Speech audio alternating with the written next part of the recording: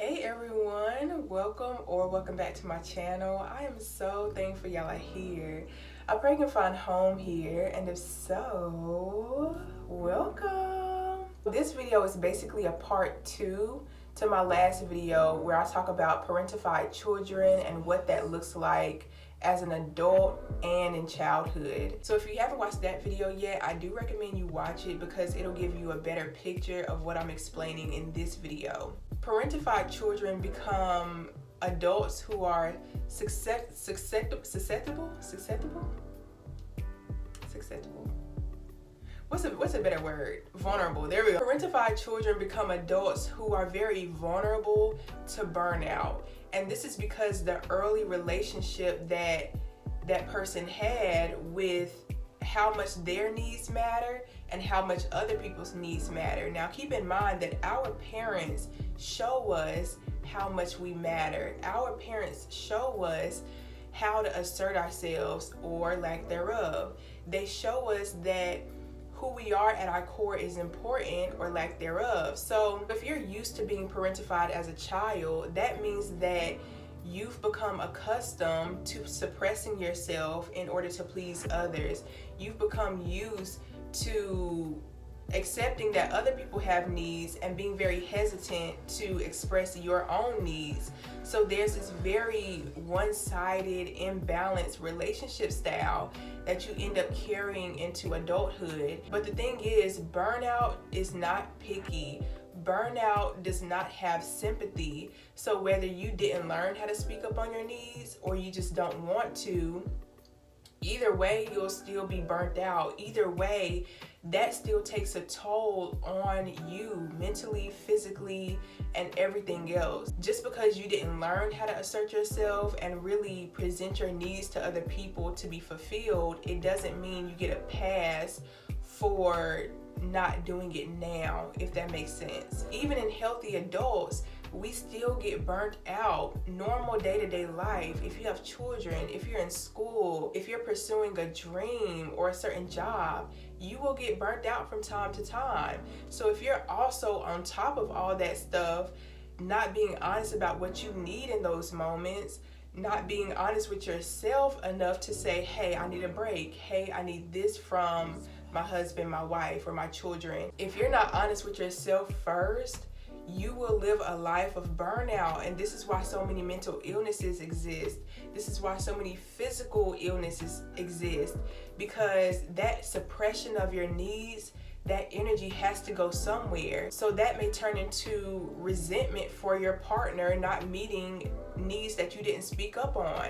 That may turn into you having to quit jobs and find new ones every couple months because you can never find the strength to put your foot down and say, hey, this is what I'm doing, this is what I'm not doing, take it or leave it. When we don't assert ourselves, when we're not expressing that level of anger, because assertion is ultimately a slight emotion of disappointment and anger expressed, when we're not voicing that, all that energy just turns inwards. It basically rots us from the inside out. So expressing ourselves is not just getting what we want or getting what we need. Expressing ourselves is a way of regulating our nervous system, of making sure that our inner world and our organs are running smoothly and not suppressed by stress and unvoiced needs. I also think that there's this element in parentified children that believe that there's only one type of relationship in different areas. So when it comes to work, there's no jobs that will be peaceful. Every job will be stressful. In relationships, there's no perfect relationships. So me feeling burnt out and tired and overwhelmed all the time, I'll just deal with it. It's normal. And I'm thankful that the world is slowly realizing that, like, wait, no, there's more to life than being stressed out and aggravated all the time. Now, granted, there will be some frustration in life because life is a mix of all different emotions, but ultimately that doesn't have to be the whole foundation of the relationship, the whole foundation of the job, or whatever it is you're doing or focused on. This leads to depression. This leads to abusing alcohol or drugs just to feel good, because you can't get all of that out of you. You can't voice and express yourself in a healthy way, so you end up using other avenues to express your pain, even if that is depression or rage, or just doing risky stuff that will put your life in danger. Parentified children typically don't even know what it is they need as adults because they never really tapped into that part of themselves. When you're so heavily focused, when you're raised to focus on everybody else other than yourself, you have to make a conscious effort to ask yourself, hey, what do I need? What do I need in this very moment?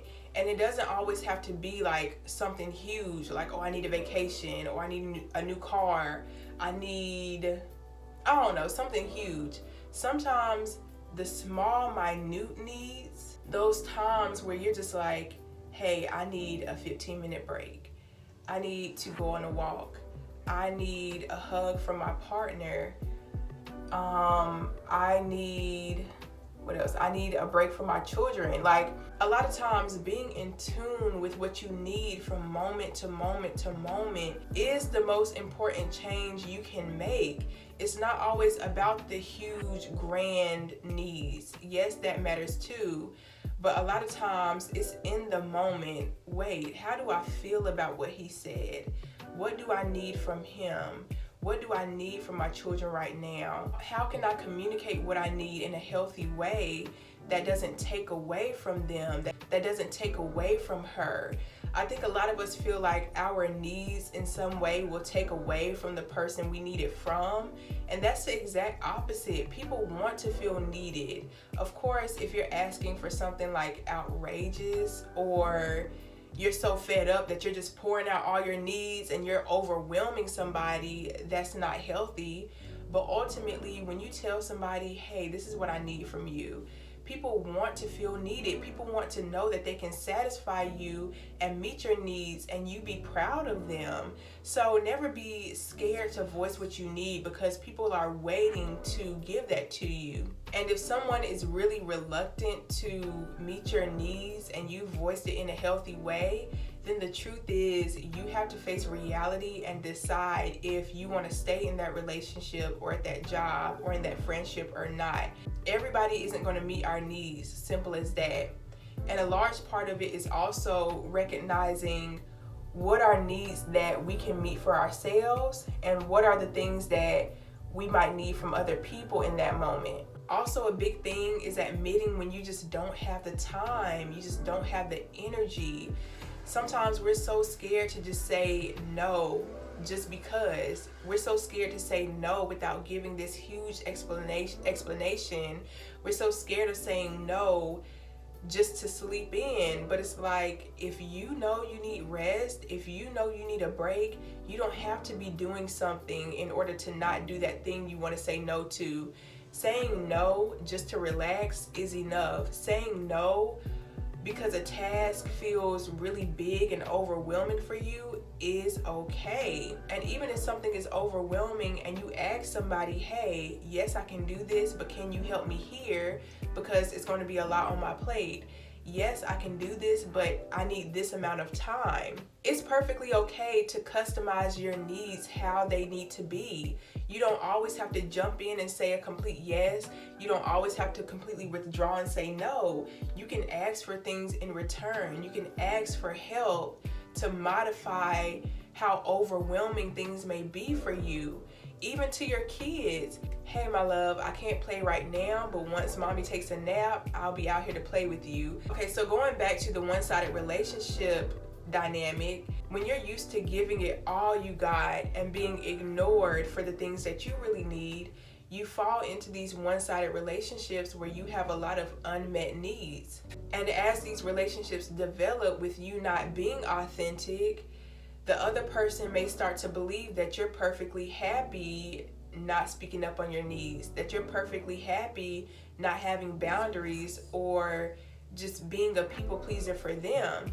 And they don't always have to have malicious intention. They don't always have to be manipulative people. Yes, in some cases, manipulative people love people that don't have needs and won't speak up on their boundaries, but that isn't always the case. So when you don't have boundaries, you don't speak up on your needs, understand nobody can read your mind, nobody can read your body, nobody can know what you need better than you know what you need. All people may see is that you're frustrated, you're aggravated, you're being passive aggressive, you're huffing and puffing around the house. People don't know that, okay, I need to step in, or I need to do this, or I need to do that. People only know what you need when you tell them what you need. But we have to get over that hump of being scared or not knowing how to assert ourselves. A lot of times when we're too scared to assert ourselves, we're also really scared to hold other people in our lives accountable. Maybe we don't want to lose anyone. We have a slight fear of abandonment. Maybe we don't want to be alone, so we put up with their behavior. Whatever it is, when you're not adamant about really getting your needs met and feeling safe in relationship, you will put up with any and everything. You won't call them out on their BS. You will let them do what they do no matter how much it hurts you. So asserting yourself and speaking up on your needs is much more important than just getting what you want. A lot of parentified children grow up into relationships that are like having a two-person project that only you're working on, and the other person on that project is like, yeah, I'll be there later. Yeah, you're doing a good job. I'll be there. I'm gonna come help. You're good. I'm gonna come help. And so the whole time while you're working on this project, you're getting stuff done, but you're also being burnt out. There's nobody else taking on the load of the relationship with you. There's nobody really cultivating and investing in the relationship with you. So you're being burnt out, you're sweating, your edges is all over the place. Maybe your fade not looking how it used to fade, or you're burnt out, and the other party is still, yeah, I'll be there. So stop working on projects by yourself. Stop cultivating relationships by yourself. Relationships take two. And when you're in a relationship with somebody that helps you feel safe, y'all help each other feel safe, y'all can get the project done, or y'all can become closer and develop an even deeper relationship even quicker, or if not even quicker, just in general. You have a much better relationship when both people want to work on it, when both people aren't afraid to voice their needs and truly assess if each other can satisfy those needs. You staying in unsatisfying relationships is no one's fault, and you don't get accolades for that. Like I said, burnout has no sympathy, so you have to look out for you. You have to assert yourself. And you may lose people, but it's a lose-win situation. The more people you lose because they can't meet your needs means the more people who are out there that can meet your needs at the level that you're at. So if you made it to the end of this video, I am so thankful. I'm about to do part 3, which is basically giving realistic and practical advice for people who may have been parentified in their childhood and are now adults trying to navigate the relationship world, friendship, familyship, and all that other good stuff. So I will see y'all in the next one. Bye.